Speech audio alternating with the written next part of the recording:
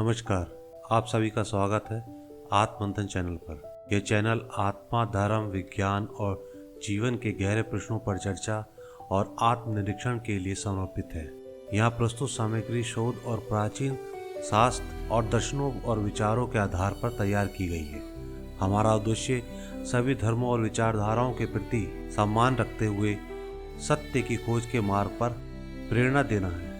ये चैनल किसी एक विचारधारा का समर्थन नहीं करता और न ही किसी को ठेस पहुंचाने का इरादा रखता है। यह एक मंच है जहां संवाद, आत्मचिंतन और विचार का आदान प्रदान हो सके। हमारी जानकारी का उद्देश्य जागरूकता फैलाना है, न कि इसे अंतिम सत्य के रूप में प्रस्तुत करना। हम आपसे अनुरोध करते हैं किसी भी जानकारी को अपने विवेक और अध्ययन के आधार पर अपनाएं। आइए आत्ममंथन करें और अपने भीतर के सत्य को जानें। नमस्कार मित्रों, आज हम बात करेंगे ब्रह्मांड के सबसे अद्भुत रहस्य ब्लैक होल। ये न केवल विज्ञान का एक चमत्कार है, बल्कि इसका अध्यात्म से भी गहरा संबंध है। क्या आप जानते हैं, ब्लैक होल केवल ब्रह्मांड के रहस्यों को ही नहीं खोलता, बल्कि ये हमें जीवन, मृत्यु और अस्तित्व के गहरे सवालों का उत्तर देने में भी मदद कर सकता है। तो आइए इसे एक सरल भाषा में समझने की कोशिश करते हैं। ब्लैक होल एक ऐसा स्थान है जहाँ पर गुरुत्वाकर्षण इतना शक्तिशाली होता है कि ना तो प्रकाश, ना ऊर्जा, ना ही कोई कण इससे बाहर निकल सकता है। यह अंतरिक्ष का वह क्षेत्र है जो समय और स्थान को मोड़ देता है। ब्लैक होल के चारों ओर एक सीमा होती है जिसे इवेंट हॉरिज़ॉन कहा जाता है। जिसके अंदर जो कुछ भी जाता है वह हमेशा के लिए गायब हो जाता है। ब्लैक होल का निर्माण ब्रह्मांड में कुछ खास घटनाओं के कारण होता है। जब एक बड़ा तारा अपने जीवन के अंत में अपने ईंधन खत्म कर देता है तो उसका कोर गुरुत्वाकर्षण के कारण सिकुड़ने लगता है। अगर तारे का द्रव्यमान बहुत बड़ा होता है तो यह अपने ही गुरुत्वाकर्षण से ब्लैक होल बन जाता है। सुपरनोवा विस्फोट तारा मरने से पहले एक जबरदस्त विस्फोट करता है जिसे सुपरनोवा कहा जाता है। इसके बाद जो कोर बचता है वह ब्लैक होल में बदल जाता है। विशाल ब्लैक होल ये ब्लैक होल आकाशगंगाओं के केंद्र में पाए जाते हैं। ये माना जाता है कि ये आकाशगंगा के निर्माण के समय से ही मौजूद होते हैं। ब्लैक होल का वैज्ञानिक दृष्टिकोण से ब्लैक होल को समझने के लिए आइंस्टीन की सापेक्षता का सिद्धांत, थ्योरी ऑफ रिलेटिविटी, सबसे महत्वपूर्ण है।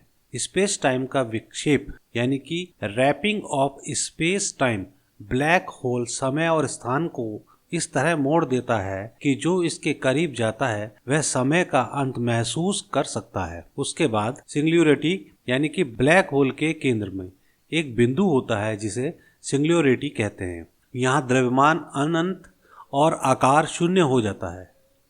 हॉकिंग रेडिएशन स्टीफन हॉकिंग ने बताया कि ब्लैक होल से धीमी गति से ऊर्जा निकलती है जिसे ये धीरे धीरे खत्म हो जाता है। यह सब वैज्ञानिक दृष्टि से बहुत अद्भुत है, लेकिन क्या ब्लैक होल का आध्यात्म से कोई संबंध हो सकता है?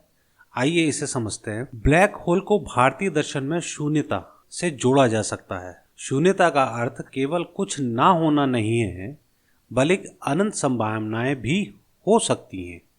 जैसे ब्लैक होल सब कुछ निगल जाता है, वैसे ही ध्यान और समाधि की अवस्था में हमारी चेतना सब कुछ समेट लेती है। ब्लैक होल को समय और स्थान का अंत माना जाता है। यह मृत्यु का प्रतीक है, लेकिन मृत्यु के बाद पुनर्जन्म की संभावना को भी दर्शाता है। अर्थात मैं इसे माया का अंत और परम सत्य का अनुभव कह सकता हूँ। सिंगुलैरिटी और ब्रह्म दोनों को आपस में जोड़ा जा सकता है, जो अद्वैत वेदांत में सब कुछ का मूल है। वहाँ ना कोई द्वैत है और ना कोई अलगाव, सब कुछ एक ही बिंदु में समाहित है। ध्यान में जब हम अपने विचारों को शांत करते हैं तो हम अपनी चेतना के ब्लैक होल में प्रवेश करते हैं। यहाँ समय और स्थान का अनुभव समाप्त हो जाता है और हमें आत्मा का अनुभव होता है। आधुनिक जीवन में ब्लैक होल का महत्व क्या है? ब्लैक होल हमें सिखाता है कि हर अंत एक नई शुरुआत है। यह हमें सिखाता है कि हर चीज अपने मूल में लौटती है, जैसे कि हमारी आत्मा ब्रह्म में लौटती है। जीवन के संघर्ष को ब्लैक होल की तरह देखें। ये हमें अंदर से मजबूत बनाते हैं और आत्मा की गहराई को समझने का अवसर देते हैं। तो मित्रों, ब्लैक होल केवल एक खगोलीय घटना नहीं है, यह हमारे अस्तित्व, चेतना और ब्रह्मांड के सत्य का प्रतीक है। यह हमें सिखाता है कि शून्यता में भी अनंतता है और अंत में सब कुछ ब्रह्म में समाहित हो जाता है। आपके विचार हमारे लिए महत्वपूर्ण हैं।